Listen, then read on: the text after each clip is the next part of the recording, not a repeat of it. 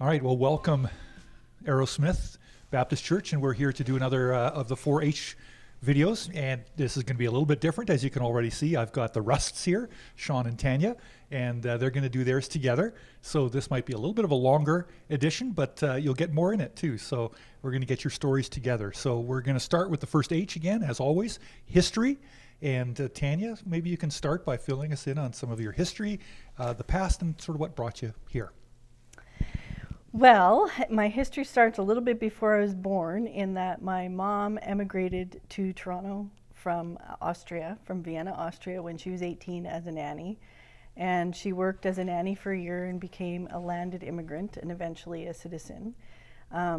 She met my dad and they got married in 1966. My dad is kind of from an Irish background, so I'm Austrian-Irish. And they started saving their money and bought a house and began their family. And my brother was born in August of 1971.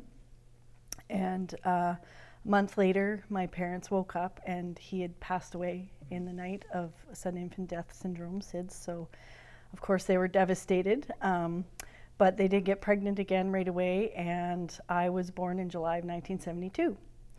And in order to ensure that I didn't die, they had me christened and insured, actually.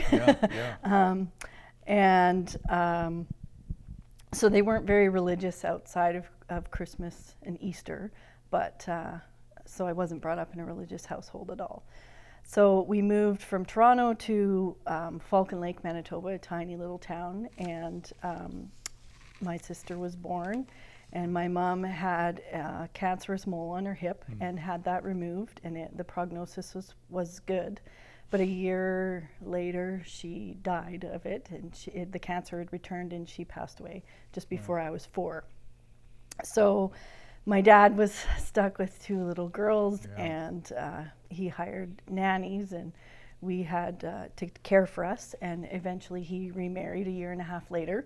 And I had a new stepmom and a new stepbrother, and we moved again to Dryden, Ontario, which is a town very much like this one, mill town with a lake.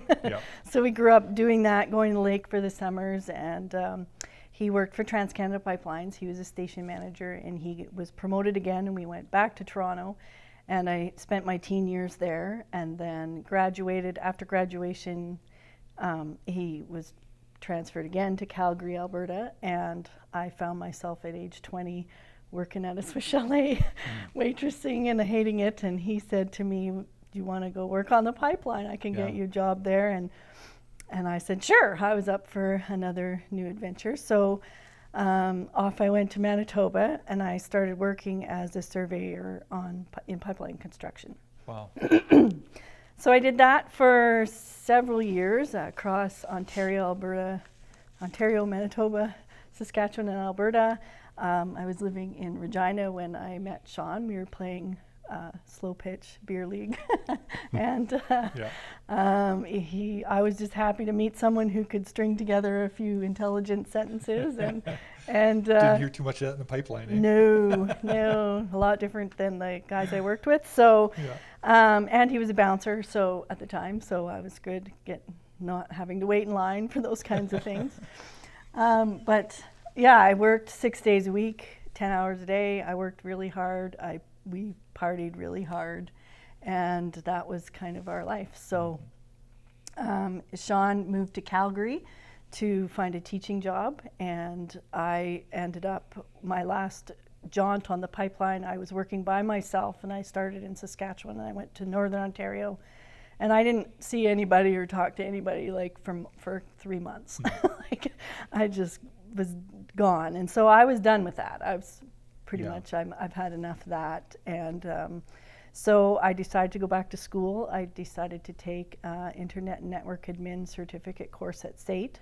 So I quit pipelining and moved back to Calgary, and we were living together, and decided we wanted more out of life, so we joined Amway.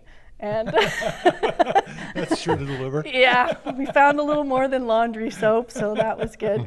So a friend of ours kind of connected us. We met some people there who were Christians, actually, and so they invited us to their church, and they challenged us to read the Bible. We were always dissing, and so we did that. And over a period of months, our lives were completely changed, and we gave our lives to the Lord within a couple of weeks of each other. And so sorry.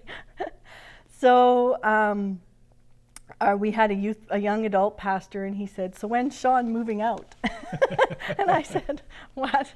It was Y2K. I couldn't find a job in computers for my life. There was nobody hiring anything. He had just started as a new teacher, so he had student loans. So that wasn't happening, but he slept on the couch for 6 months, and we were engaged and baptized and married in short order. Wow. So shortly after that, I worked as a house painter for a while, and when I actually had Sarah, I was working as a letter carrier for Canada Post. And so I had Sarah, and I didn't want to. I wanted to get a house, and we would have to move because we couldn't afford to live anywhere in Calgary. So we started looking around. I wanted somewhere with water and trees and seasons, and so we looked in Kelowna Valley, and we looked out here. My parents had retired on Vancouver Island, so Shaun cold called the principal at NDSS in Nanaimo and said, "I'm an English teacher and a football coach. You got any work?" And he said, "Nope, but I hear Port Alberni's hiring." So, and did you know where that was? Yes, Oh, okay. yes, yeah. we did. I remembered it being very hot. I came through when I was pregnant with Sarah. We came through and went to Tofino, and it was 40 degrees in the Tim Hortons parking lot. So I didn't have a whole lot of memories other than that. But so we moved here, and we searched for a church. We had to figure out what different denominations were and what they believed, and we ended up at Aerosmith. And I volunteered as an event coordinator for a couple years. I taught Sunday school, and I learned sound, and I've been administrator since 2011. Mm-hmm. Wow. Good. There you go. That's how I got here. That's a good history. Mm-hmm. That's pretty varied. It is. Yeah. So Shaun, let's hear yours. So I was born in Moose Jaw, Saskatchewan in 1970. Prairie boy right to the bone. My parents were first generation off the farm. Yeah. So they moved to Regina when I was about 4. And shortly after that, their marriage was falling apart due to alcoholism and infidelity and some other stuff. And so they adopted a girl right before they got divorced. Wow. And that's affected me a lot. I'll talk more about that later. When I got it, I was a decent student, but lots of trauma, lots of problems when I was in elementary school. It was hard. It was really uncommon at that time in the 70s. I was the only kid in my class from a divorced family, so a lot of stigma that went with that. When I got into high school, I had grown into this body, and so when the football coach grabbed me on the first day of school and said, "You're coming to football and you get to put on body armor and attack people," I just thought that was awesome because I was pretty angry. I needed an outlet. So to go smash people and it was just awesome for me. So all the way through high school, things kind of got better for me just because I distanced myself from my family by getting heavily involved in football and basketball and baseball. So I basically played sports every month of the year, all the way through high school. And I was a decent student, not a star by any stretch, but I got through school okay, and went on to university. My first year was a disaster because I didn't really know what I was doing, and I got really heavily into partying, which was ironic given that my dad was an alcoholic, and I didn't want to be like that, but I became exactly like that. It was so bad that after first year I actually got kicked out of university for a year, and so went to New Zealand to go find myself.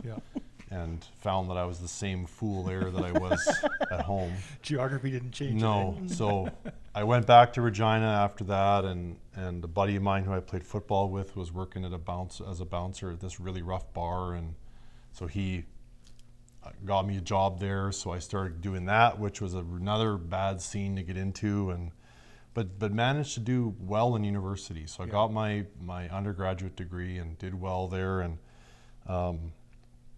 went to the University of Guelph to do a master's degree.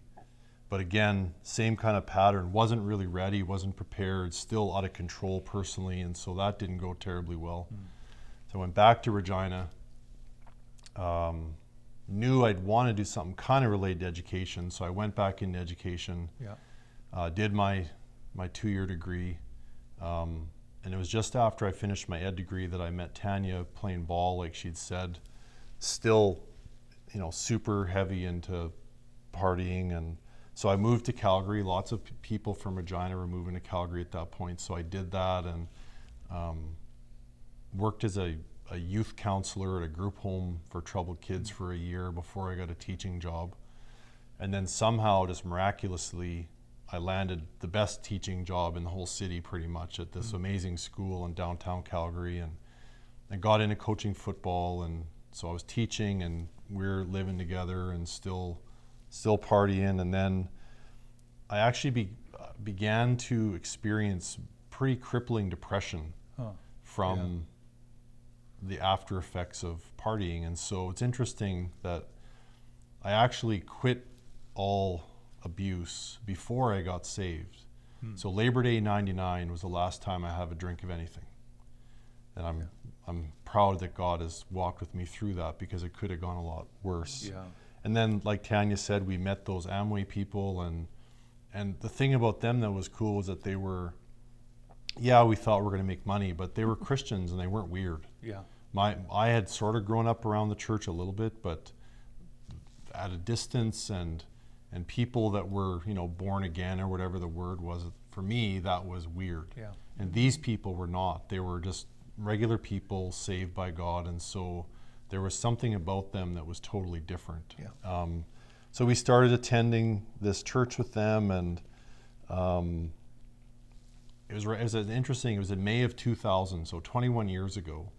We'd been reading the Bible, like Tanya said, and like we read it like a novel. Like we're going through it. We get to Leviticus and Numbers, and we start to bog down, and of course, what's going on here. And I remember I was walking to work one morning, and I was just overcome with the sense that if the Bible is right, and if Jesus is true, then I don't want to be wrong about that. So I was just by myself on the side of the road. I just said this awkward prayer, and went home that night and said to her, I said, I think I'm a Christian. And she's like, you got to go talk to somebody. So I went down to the church the next Sunday morning, and like walked in. Walked in the foyer and grabbed the first guy with a name tag. I was like, I think I'm a Christian now. You got to help me. So he took me and introduced me to this guy named Tim Volkman, who was the young adults pastor. And he said, well, come with me to my office. And so I went down there, and he showed me some scriptures. What I learned later was the Roman road. So I read through these things with him, and he's like, yep, it's true, you are. So I went home, and I walked in the door, and I was like, yes, it's true, I am. I'm a Christian.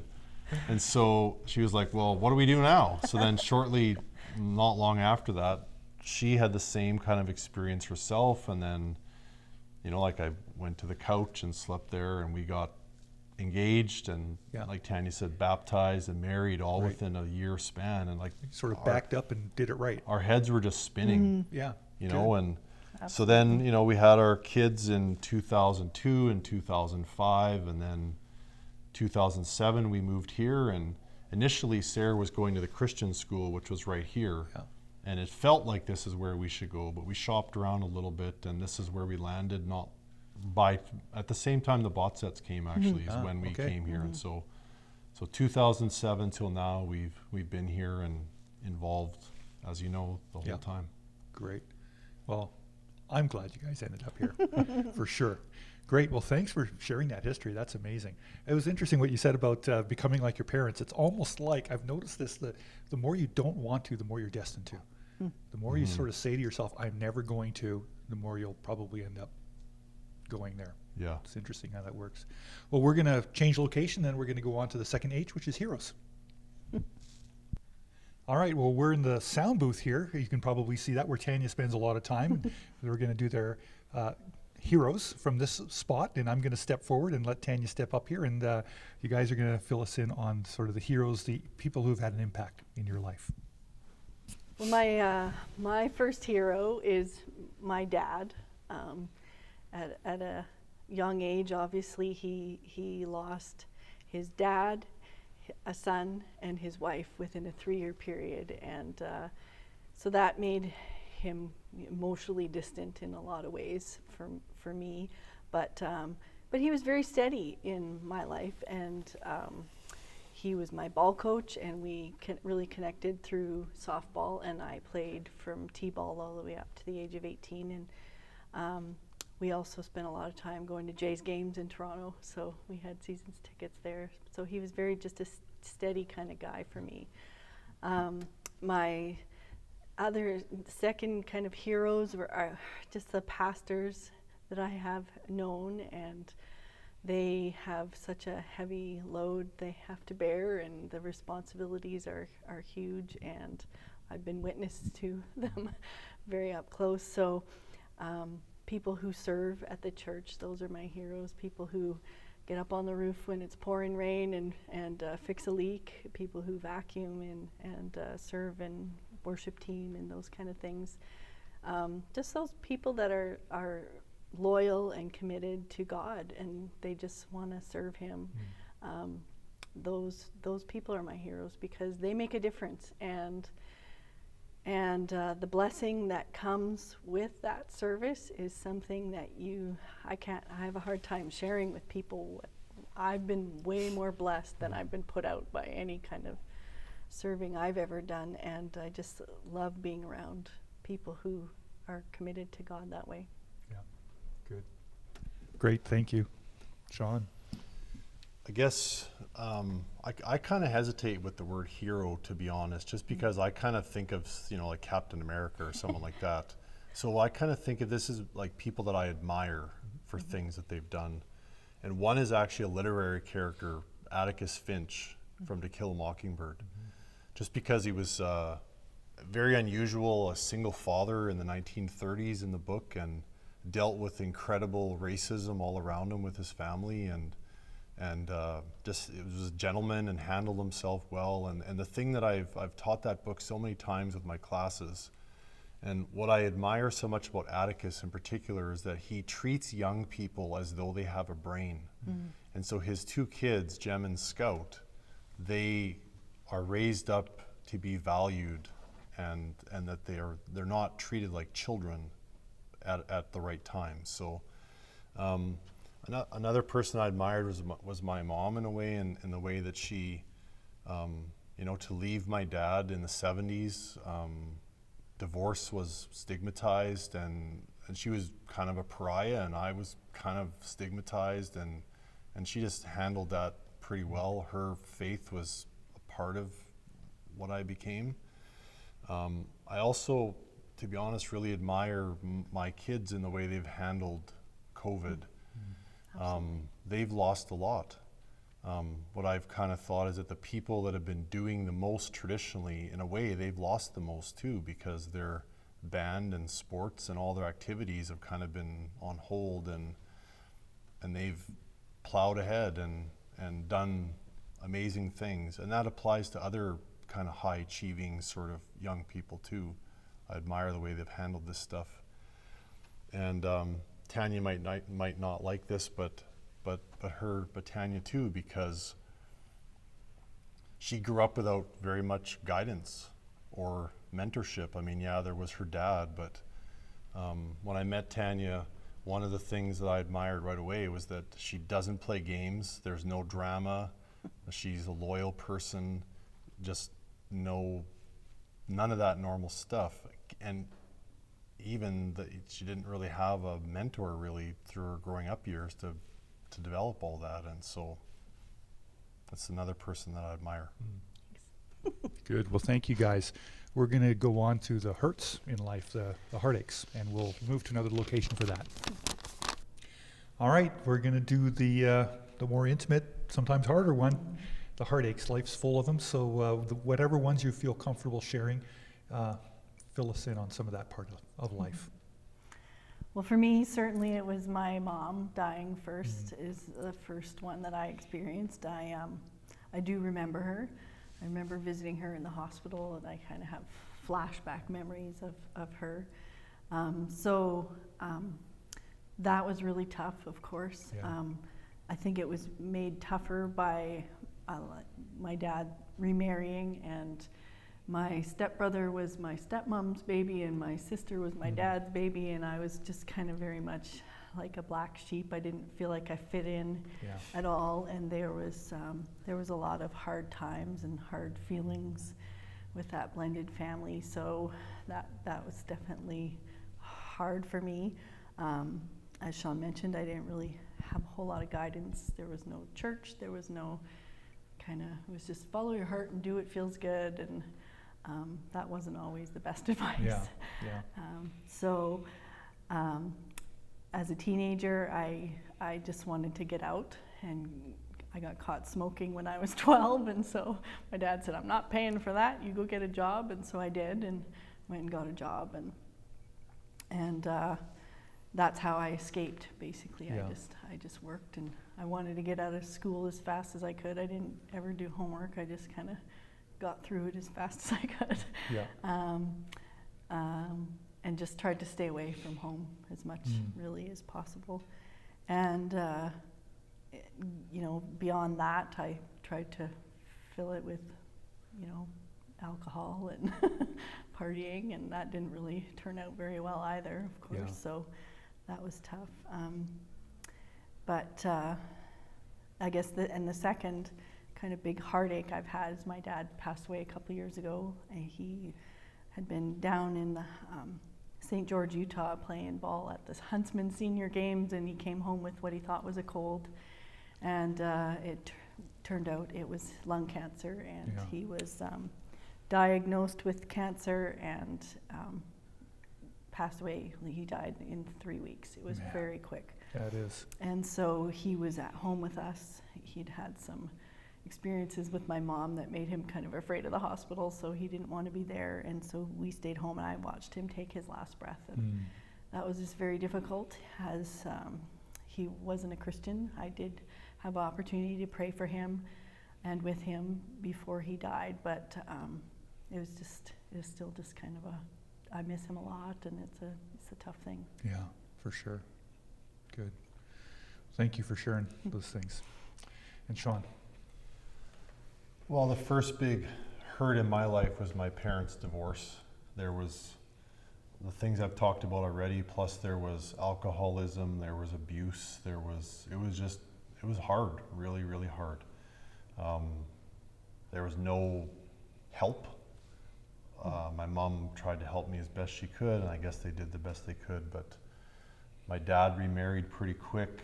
She remarried pretty quick, so I had this step family happening, and I mean, it's 43 years ago that my parents divorced, but it's still, when I don't think about it much, but when I do, it's still right there, which helps shape a lot of what I've become and how I see family and all of that, because being the only kid of a divorced family in the late 70s was not an easy thing at all. And so it really did shape what I have become.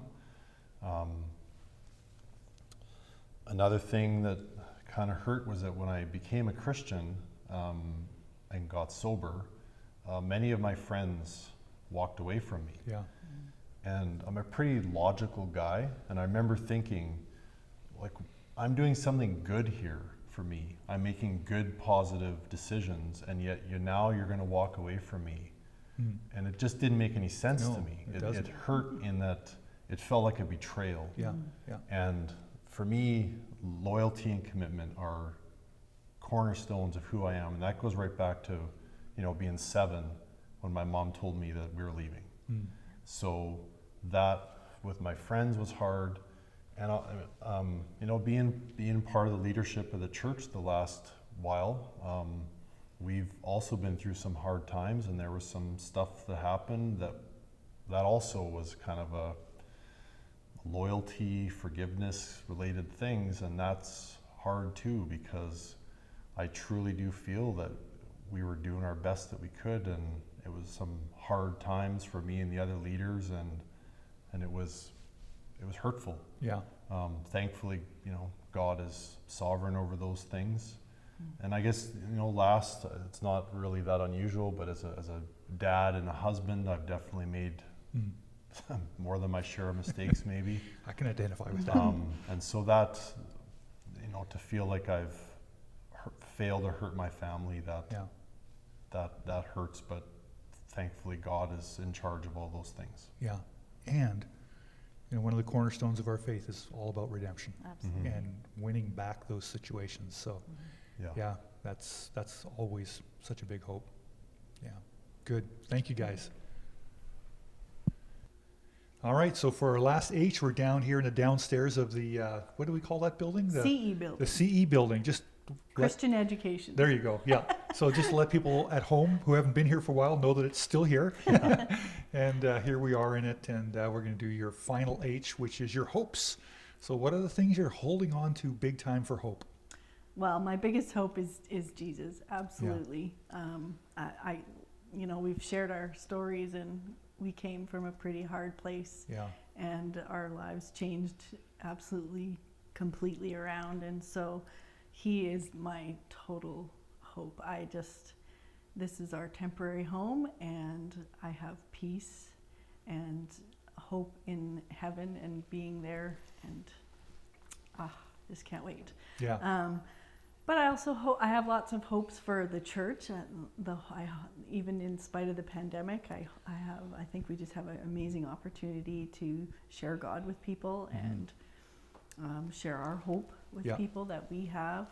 I hope our stories are impactful for somebody who came from a hard background, and also though for somebody who didn't, because despite maybe you grow up in the church and you haven't kind of done a whole lot, but you also don't have a lot of the baggage that comes with that. So I just think everybody's stories is a good hope point. But I have hopes for our future as individually as a church and as a family, and I have hopes that my kids and my hopefully grandkids will know the Lord, and yeah, that's good. And your stories are powerful, so that gives me hope for sure. Hopefully. Yeah. First of all, I think it's kind of funny that we're standing by pool tables, because a lot of our youth was wasted doing this. Played a lot of pool. I was very good. I guess like Tanya said, my hope personally is Jesus also, just because that day that I was walking along the road and said that prayer finally, like I just did not want to be wrong about that. People think about eternity a lot. Yeah. And I wanted to know that was for me, and it is. Yeah. Another thing is just for the church in general, that it would grow deeper in its knowledge and its walk. Our culture is tough in North America now, and so for those that are in the church, we need to be deep in our faith to be strong. Yeah. And so that's a hope for me. And that just whoever we kind of come across or encounter, that they would see even just a glimmer of who God is in us, like those people that we met that invited us for spaghetti dinner. Just that a simple just thing. Something, they just had something that was different and offered it to you. Hard to describe, and they offered it. Yeah. And it's not up to us to think about who it could be that would get that message or hear it or anything, and so just to be available to show that. And just the last thing, just that people would know that no matter what's going on in our lives, that God is sovereign over them, and that He has a plan for us and the world. And even though times are messed up right now in lots of ways, that He is the answer. Yeah. It's personal, and it's Him, Yeah. and that's it. It's simple, but Yeah. Powerful. everything. Yeah, Everything. that's good. You know, Shaun, that if-then argument is really powerful. I've seen it impact so many people. And we do that all the time. If getting education means that then I'll get a better job, boy, I better really think about education. If Jesus is for real, then it's obviously a critical thing, and I better think about that. And I think that that's a really compelling thing that we're hoping to have happen, even in doing these videos, Absolutely. to show that if this changes our lives and is such an important thing in our lives, then maybe you should consider it. And that's kind of what we're putting out there. So that's good. Your And story share it. is going out there. Yeah. That is the gospel. That is it, exactly. Right there. Good. All right. Well, thank you guys so much. Thank you. That was great to get to know you that much deeper. I learned a lot of things. So bless you, and thanks again. Thank you. you.